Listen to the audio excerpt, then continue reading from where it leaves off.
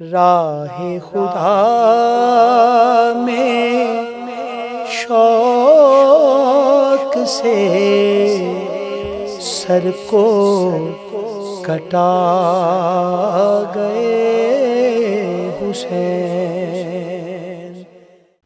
الحمدللہ رب العالمین، الصلاۃ والسلام علی حبیبہ محمد وآلہ وعترتہ واہل بیتہ وازواجہ وذریتہ واصحابہ وبارک وسلم۔ ناظرین محترم، السلام علیکم ورحمۃ اللہ وبرکاتہ۔ آپ دیکھ رہے ہیں شہزاد حنیف مدنی یوٹیوب چینل۔ ایک ادنا سی کوشش کے ساتھ آج ہم ایک مرتبہ پھر حاضر خدمت ہیں۔ 9 محرم الحرام میں داخل ہو چکے ہیں۔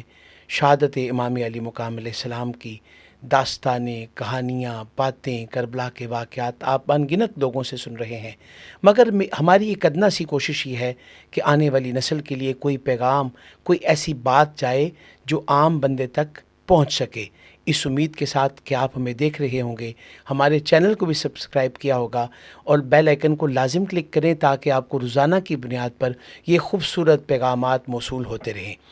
آج ہمارے ساتھ ایک عظیم مذہبی، ادبی، علمی شاعری سے جن کا بہت لگاؤ ہے وہ شخصیت موجود ہیں، اور بہت مدتوں سے سید الکونین خاتم المرسلین کی محبت، اہل بیت و اصحاب کی محبت نسلوں میں داخل کرنے کی کوشش کر رہے ہیں۔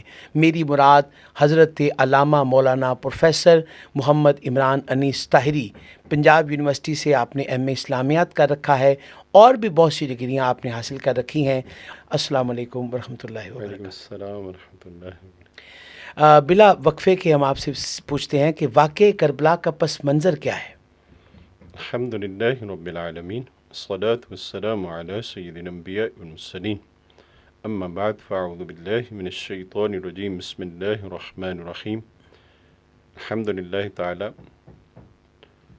اب یہ بڑی ہی نیک، صالح اور سعید مجلس میں ہم بیٹھنے کی سعادت حاصل کر رہے ہیں، اور ذکر کونین، شہزادہ کونین حضرت امام حسین علیہ السلام، آپ کی اس ذکر کی ان ایام کی نسبت سے یاد تازہ کر رہے ہیں اللہ اور اپنے ایمان کو تازہ کر رہے ہیں۔ اللہ اکبر۔ اور یہ ہم سب کو، جتنے سامعین اور ناظرین، سننے والے، دیکھنے والے، یقیناً یہ مبارکباد کے مستحق ہیں کہ یہ حضور صلی اللہ علیہ وسلم کی اہل بیت کا ذکر سننے کے لیے متوجہ ہیں۔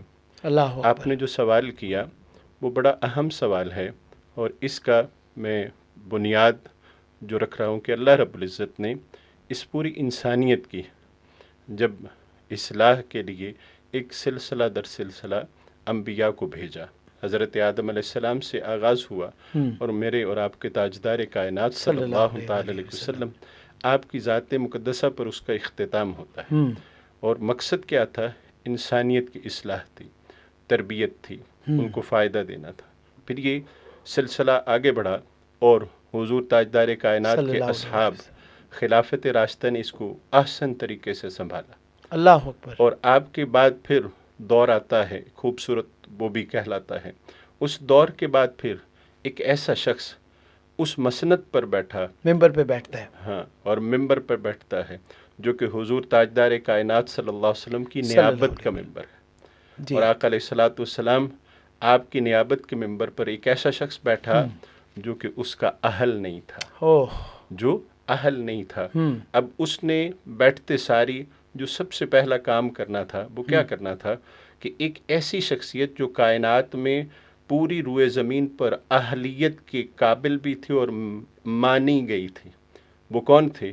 وہ خانوادہ اہل بیت مصطفیٰ کا چشم و چراغ، حضور تاجدار کائنات کا شہزادہ حضرت امام حسین علیہ السلام، آپ کی ذات تھی۔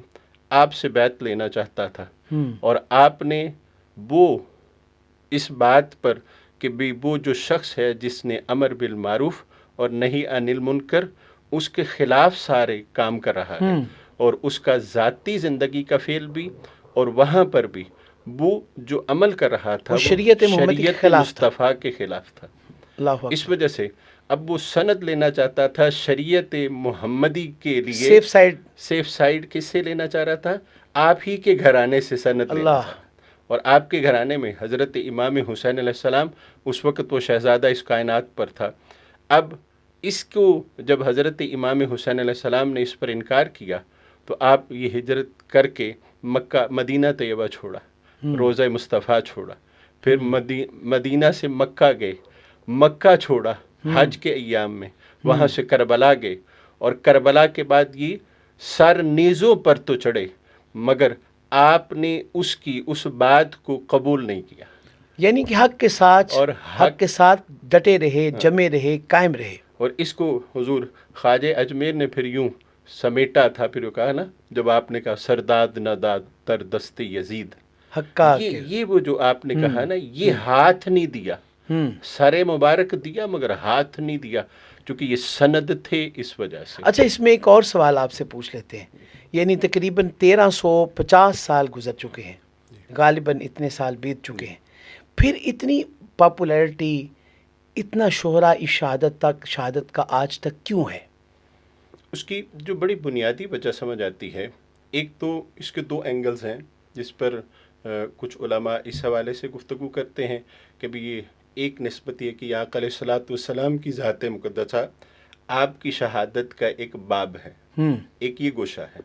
ایک گوشہ یہ ہے کہ حضرت امام حسین علیہ السلام آپ نے جس انداز کے ساتھ اس قربانی کو پیش کیا ہے, اللہ اکبر, اور اس کا اس کیا سے بھی خوبصورت جواب ہے, اس سے بھی بڑی بات کہ اس کا شہرہ کیوں نہ ہو کہ بچپن ہے اور حضرت امام حسین علیہ السلام حضور تاجدار کائنات کی گود مبارک میں بیٹھے اور کھیل رہے ہیں. حضرت جبریل امین حاضر ہوتے ہیں اور آ کر کربلا وہاں کی مٹی لا کر آقا علیہ الصلوۃ والسلام کی بارگاہ میں پیش کرتے ہیں کہ یا رسول اللہ, آپ جس شہزادے کے ساتھ اتنی محبت فرما رہے ہیں, کل ایک وقت ایسا آئے گا کہ آپ کے اس شہزادے کو اس کربلا کی زمین میں شہید کر دیا جائے گا, اور یہ وہاں کی مٹی ہے. تو یہ ایک وہ مٹی لا کر دی, پھر آقا علیہ الصلوۃ والسلام آپ کا وہاں پر آنسو بہانا. اللہ اکبر.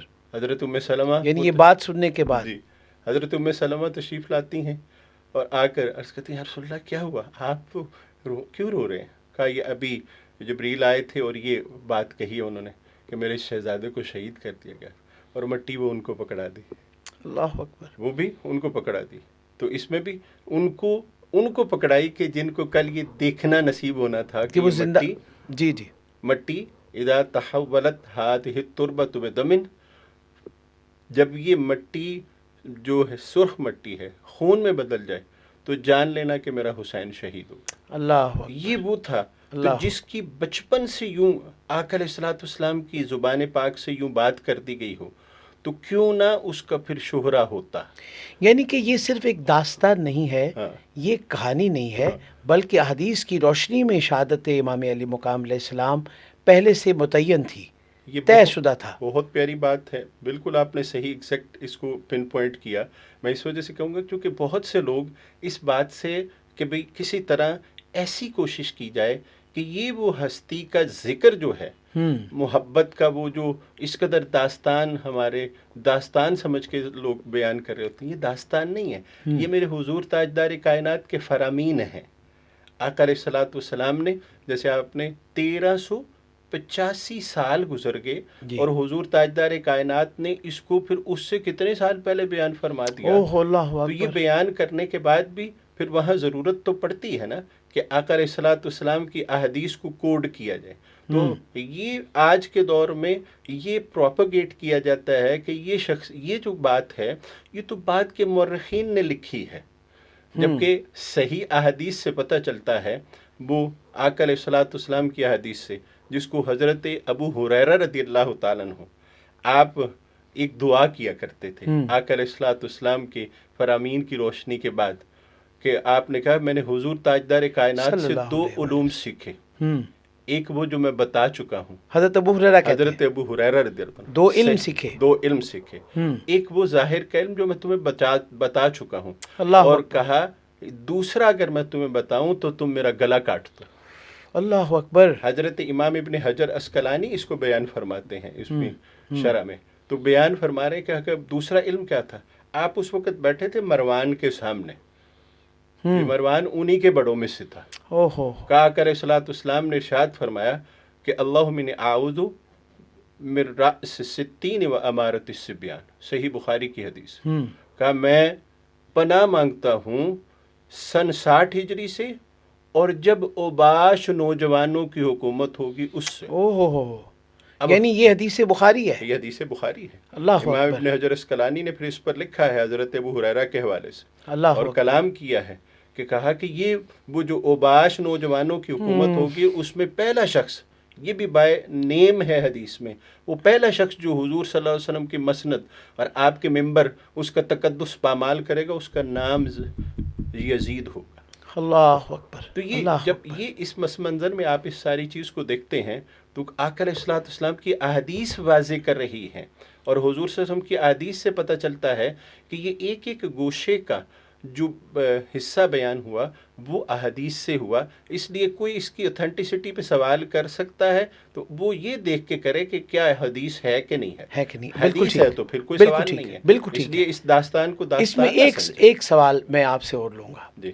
شہادت امام حسین علیہ السلام کا جو ایک پورا ایک باب ہے، امت مسلمہ کے کن طبقات کو اس کا فائدہ، سمجھ، ادراک، یا آپ اسے یوں کہہ لیجئے کہ اصلاح ملی، مقصود ہے جن کے لیے، اس سے کیا؟ یہ بہت پیاری بات ہے اور میں اس بات پر صرف ایک بات یہ ضرور کہنا چاہوں گا کہ ہم جب کسی بھی خوبصورت بات کو جب کر رہے ہوتے ہیں یا کسی بھی واقعہ کو تازہ کر رہے ہوتے ہیں تو لوگوں کو لگ رہا ہوتا ہے کہ یہ صرف ایک واقعہ ہے. اصل بات یہ ہے. ٹھیک ہے. آج کا یہ دور جس میں ہم داخل ہو چکے ہیں، رسمن جس میں رسمیں باقی ہیں، رسمی باتیں جس میں لوگوں جس کو میں جب لگتا ہے بلکہ اس پہ بہت زیادہ ہم نے کام کیا کہ 10 دنوں میں ہم دیکھتے ہیں اور باقی جو دوسری بھی طبقات ہیں تمام نے اپنے اپنے ڈیوریشن آف ٹائم بنا رکھے ہیں کہ یعنی ان دنوں میں یہ کام کرنا ہے، ان دنوں میں یہ کام کرنا ہے. یہ تو ہم ان دوسری غیر مسلموں کے بارے میں سنتے تھے کہ وہ اس طرح کرتے تھے کہ ان ایام میں ایسے کرو، ان ایام میں.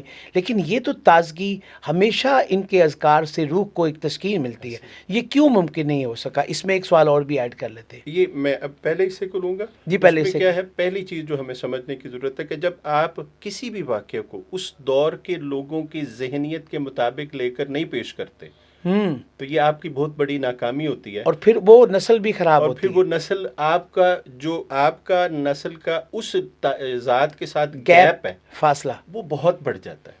جب وہ گیپ فاصلہ بڑھ جاتا ہے تو وہ آپ سے کٹ آف ہو جاتی ہے، اس بات سے کٹ آف ہو جاتی ہے. میں نے جب اس کو پورا اینالائز کیا تو خدا گواہ ہے کہ کربلا مجھے ایک پوری امت کے لیے تربیت گاہ لگی. اگر آپ اس کو دیکھیں تو وہ کیسے ہے، جب اس طرح کے حضور صلی اللہ علیہ وسلم نے اپنے اصحاب کی تربیت فرمائی. بالکل. تو میں ان تربیت کی وجہ سے رضوان اللہ تعالیٰ اس تربیت کی وجہ سے آقا علیہ الصلوۃ والسلام نے خلافت راشدہ کی ایک بنیاد دکھائی. سبحان اللہ. ٹھیک ہے. دور منہاج علی النبوہ اس کو کہا جاتا ہے، جی، جو حضور کے طریقے پر صلی اللہ علیہ وسلم طریقے پر دور تھا. اب اس دور کے بعد پھر آگے دیکھیں وہ ڈیوٹی بڑھتی گئی تو اہل بیت وہ کھڑے ہو گئے، ان کی ضرورت پڑی تو امام حسین علیہ السلام نے اس کام کو شروع کیا اور کربلا کی شکل میں کیا. اب آپ دیکھیں جب کوئی شخص اپنے گھر سے نکلتا ہے اور لوگ کہتے ہیں یہ جنگ ہے تو جنگ کے لیے بندہ پوری فوج اکٹھی کرتا ہے، نہ کہ اپنی فیملیز کو اکٹھا کرتا ہے. ایسے ہی ہے. بوڑھے بھی جا رہے ہیں، بچے بھی جا رہے ہیں، جوان، نوجوان، شیر خوار بچہ بھی وہاں پر موجود ہے. اللہ تو اس کا مطلب ہے کہ ہر طبقہ کسی نہ کسی کی اصلاح کے لیے وہاں کھڑا تھا. اللہ اکبر. کیا بات ہے. ہر معاشرے کے ہر طبقے کے لیے. کیا بات. چھوٹا اگر علی اصغر سے شروع کروں، ان کی شہادت سے شروع کروں تو ایک جملہ وہ ابھی بولنے کے قابل بھی نہیں تھے لیکن رو کے بھی نہیں دکھایا. اللہ ہے.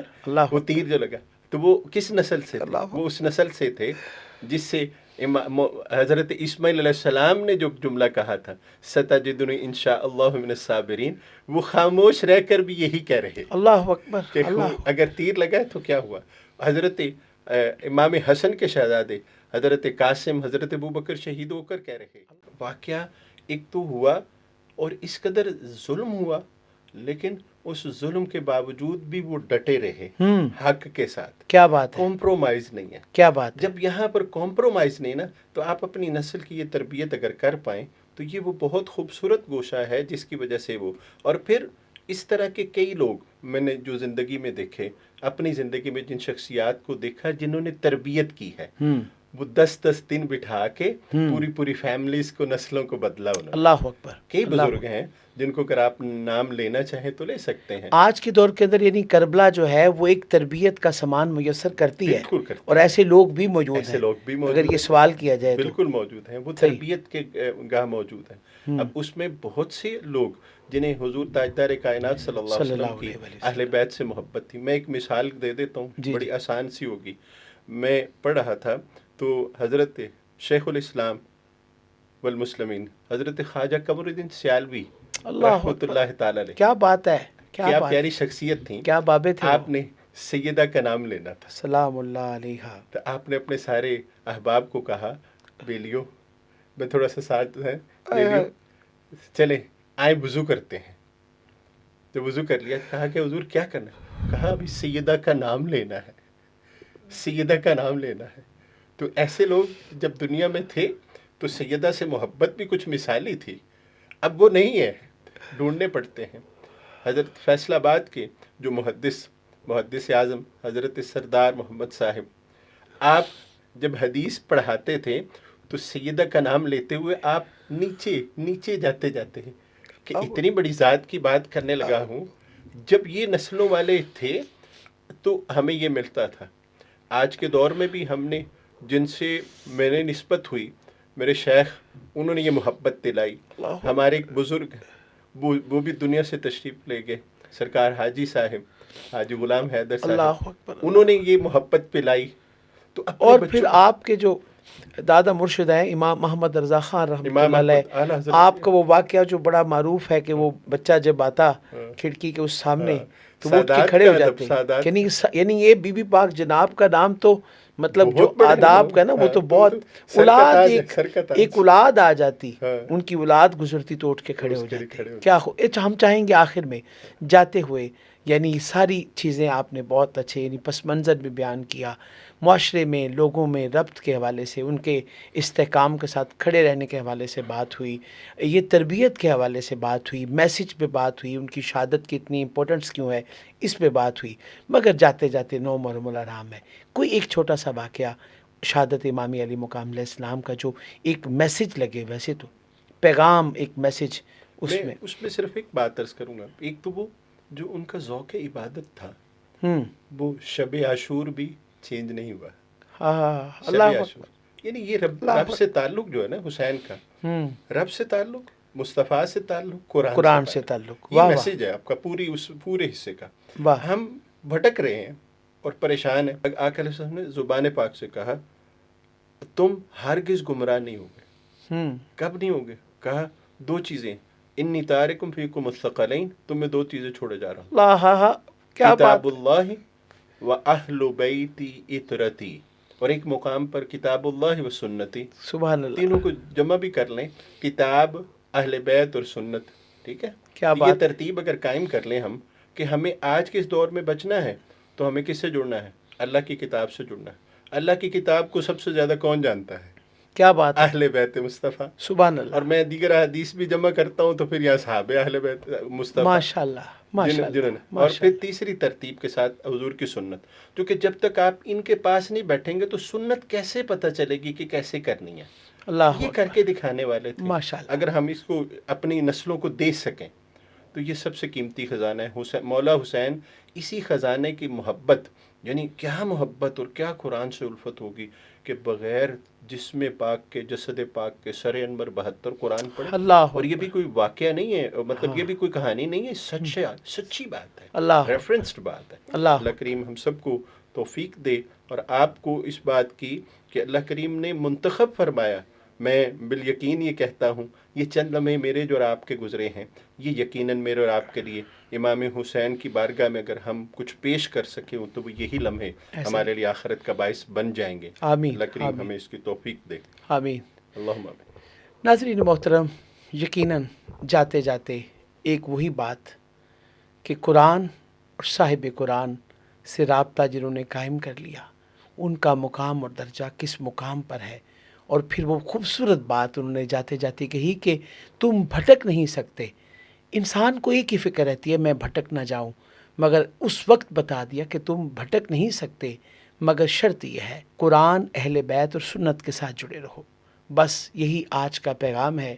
اور جاتے جاتے میرا دل ہے ایک لائن، راہ خدا میں شوق سے سر کو کٹا گئے حسین، حق کی رضا کے واسطے سب کچھ لٹا